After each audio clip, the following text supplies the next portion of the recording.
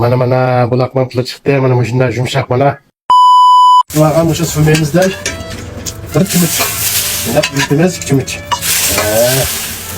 Ondan keyin mana saldıran materyallarımız. Mana to'yliqchilik mayni solamiz. Undan keyin bak tayyorlab olgan go'shtimizni solamiz. Undan keyin mana tuzni mana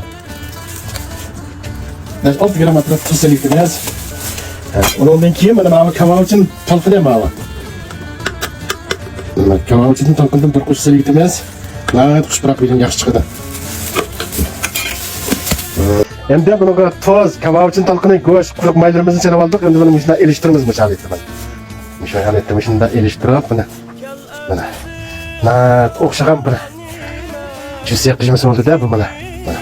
Undan sepitib mahemiylarimiz kelib ketibdi mana. Mana mahemiyni turibdi. Mana mahemiyni to'kib oldik.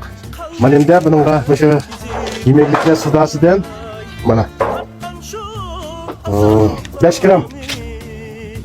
5 gram suda aralashtiramiz bunga. Suvni bundan endi qilib suv mava. Xemin ishlasak intan yaxshi bo'ladi.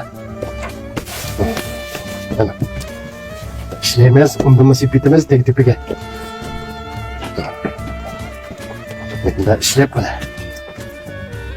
Bular xemirni ishlasa bitirganib ketib degan gap baka ketgan emas. Yo'q, bular xemirni qancha ishlasak bunda tek bunga mantini elastiklik yaxshi chiqadi, yumshoq.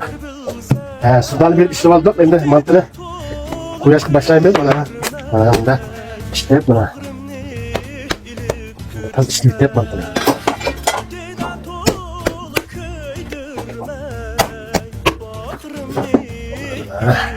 Nasip bitmez. Mana 30 gram. Etrafta üzümez mi xemine?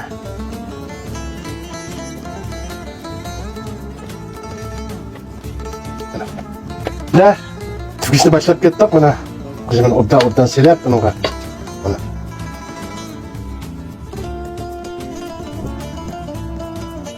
Mana. Yutaza, duha pisamsı ben geçiverlaga. Muşa bulak mantının qo'shimcha qilib yutib qo'yma. Bunun yanda yana soğuk sey her xil. 5-6 xil soğuk seyni qo'shimcha qilib yutib qo'ymiz. Kasal bo'ldi. Bunimiz Urumchida. Telefon nomerimiz 175 918 931. Bakadingizmi mana? O'tqashdek jusaylar bilan mana minda tugislar mana. Mana shunda chiroyli. Mana. Mantini tugib oldik mana. Endi qasqonga solamiz, meni g'onja qarashtiringlar. Hazırlık pişirip alayım ben. Saldık mana. Qasqonga saldık. Qanchalik çok 20 minut alamiz mantini. Mana bulak mantılı çıktı. Mana shunday yumshoq mana. Bulutdek chiqibdi mana. Mana. Vah.